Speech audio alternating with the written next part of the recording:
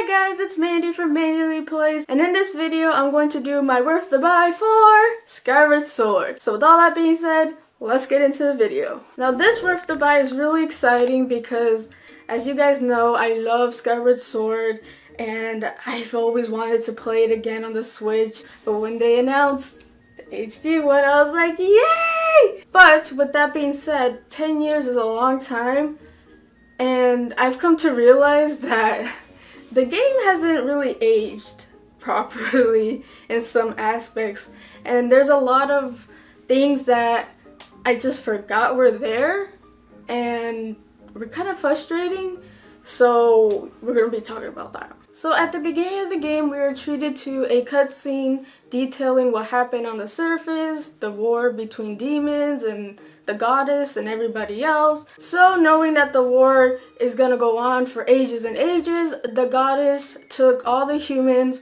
and put them into the sky. And then we have Skyloft, which is a very cozy island, and different islands outside of that too. And the people there live nice and peacefully. And when I mean peacefully, I don't mean that they have no problems. The side quests tell us all about their problems. It's more peaceful up there opposed to on the surface where there's demons and stuff. Yay. And another gift that the goddess gave to these people is the Loft Wing. Loft Wings are big birds that help you fly through the sky, which is very convenient because you're in the sky and you don't want to fall and die. So when you're young, you get partnered with your Loft Wing, kind of like a bonding thing. Once they're bond to you, they're loyal. Like so loyal that people jump off cliffs and stuff and just whistle for the bird, and the bird will catch them. I would like to add that as an extra precaution, the person can sense their Loft Wing in the sky. So if you can't sense your Loft Wing, that means it's not nearby and that you shouldn't jump. So Link does not sense his Loft Wing anywhere, and that introduces us to Groose. He thinks very highly of himself and he hates Link because he's jealous basically. And the time has come for the yearly ceremony of the goddess. And of course our boy Link is sleeping and slacking, and to Zelda's dismay, he doesn't really take it very seriously. But anyways, on to the ceremony. Link obviously wins. He is bestowed Zelda's garment, which comes in handy throughout the whole game. I mean, if not, he would have gone splat on the floor a dozen times. And it smells good. So, all is well until it's not. So a tornado comes out of nowhere and swoops Zelda down to the surface. And by the way, nobody in Skyloft really knows about the surface. They just read about it in books and stuff, and it's a scary place. Link passes out trying to save her. So with the courage in his heart, he goes down to the surface to save Zelda. So Link is not going at this alone. With the help of the Goddess Sword and the Spirit of the Sword, Fi, they set out to go save Zelda. Unbeknownst to them, Zelda has her own destiny to fulfill, and as Link goes and finds Zelda, he finds his destiny as well. So that's the gist of the story without spoiling anything. If you want to watch my live streams, I live stream the whole game. Link in the top. Alright, now on to the gameplay. Now the gameplay is controversial for many reasons, especially because the game is built on motion controls. And that was a big thing in 2011 because motion controls weren't really that good. I mean, they're not good now either, but they were worse in the Wii era. So a lot of people skipped this title or just didn't play it or didn't enjoy it just because of the waggle controls. So when I heard that the HD remaster has button mapping, I got so excited, but I ended up playing with waggle controls. Now I'm not gonna go too into the motion controls, mainly because I didn't play them like they should be played, because when I was streaming, my Switch is right next to me, and when you play with motion controls, you have to be a certain distance from your Switch. So I'm not gonna touch on how good the motion controls were because, like I said, I wasn't playing them correctly, so I can't go off of that. That would be dishonest. So the parts of the game where I played with the motion controls far away was really good, but like I said, my Switch was right there and I was streaming it, and I was dead set on doing motion controls. I mean, I beat the game, so obviously it did do good, but I wouldn't recommend, especially if you're next to your Switch, to play motion controls because it gets all kooky and you're gonna have to reset the gyro like every 5 seconds. But luckily they put on the Y button so you can reset the gyro on the fly. Now, button controls, I don't know much about the button controls honestly. I just pretty much used it for flying because flying is annoying, and for certain kind of puzzles like putting those weird locks into the doors. But other than that, I just mainly use motion control. So I don't have much to say about motion controls, and I don't have much to say about button controls. So it's kind of like weird. But the thing I don't like about the button controls is you have to hold down the L bumper thing to move the camera. And the right analog is to attack and stuff. Which is really weird. Like, it's just really weird. So it's pretty jarring when you have to press down L and then move it. Especially if you're fighting and you want to move. It could kind of be cumbersome.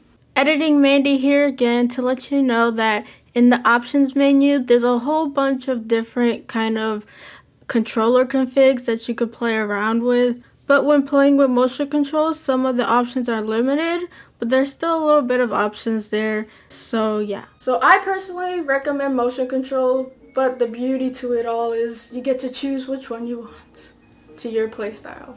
So the game is pretty linear. You have 3 provinces, Faron, Eldin, and the Lanayru provinces, and you go visit those provinces a lot. And there's a total of 7 dungeons, which are very unique. My favorite being the Ancient Cistern. I feel like the designers went all out with this one with symbolism and folklore and just having a good all-around dungeon.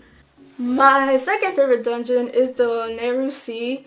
I love it when you went to the captain's headquarters or wherever and you had to go through the minecart. Okay, maybe this is why they all died. Freaking have to ride this hell train to work every day.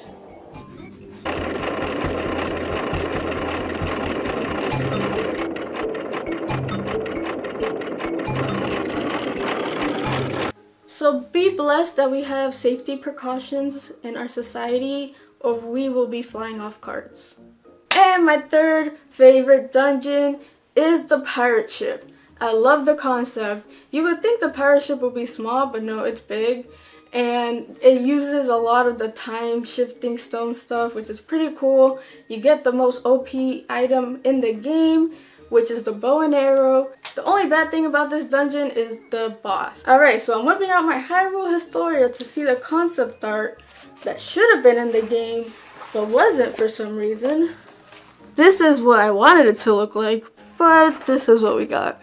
It even looked like something out of a Zelda game. It looked like something out of a Kingdom Hearts, really. So those are my 3 favorite dungeons, though there are more dungeons, obviously. Alright, now on to the puzzles. The puzzles in the game were oddly hard this time around. When I played the game the first time, I was bad at the gameplay, good at the puzzles. But now I was bad at the puzzles, good at the gameplay. So that's kind of weird. But I would say the dungeons are really well crafted and it gives you a challenge. So the puzzles were, you know, frustrating at times, but they were also pretty cool and easy. You felt like you did a big brain when you figured it out or something. So I really liked the puzzles, though some were a little frustrating. Alright, and the next thing I want to touch on is the loft wings. Flying sucks. It sucks so much, and that's a big disappointment because you're in the freaking sky and you're flying a lot, but it freaking sucks. Motion controls, it freaking sucks. Button controls, it freaking sucks. It feels like you're piloting a actual big airplane, not a bird. It's really annoying, and I feel like they could have done it way better in the HD remaster because it feels like you're riding a truck, man. Alright, now the conclusion. This was my favorite Zelda game of all time. But now, I don't think it's my favorite.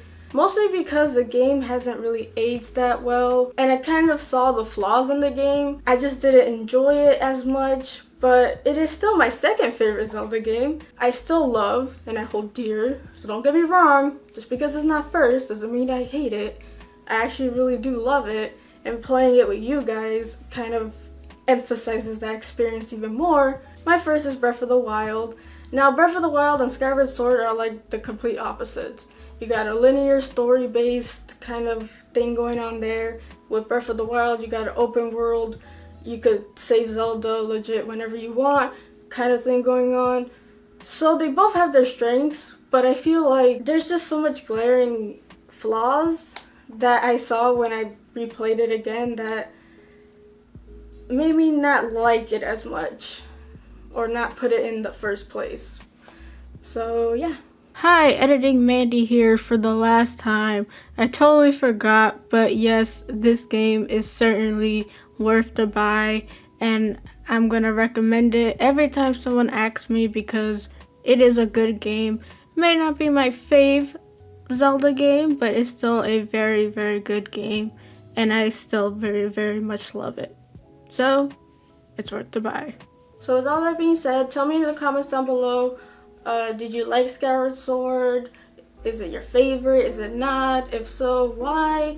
If you like this video, hit that like button. And if you like my channel and would love to see more, hit that subscribe button. You will not be disappointed. You can follow me on my Twitter at Mandyleeplays. Hope you guys have a beautiful day. And as always, play a good game. Peace, peace.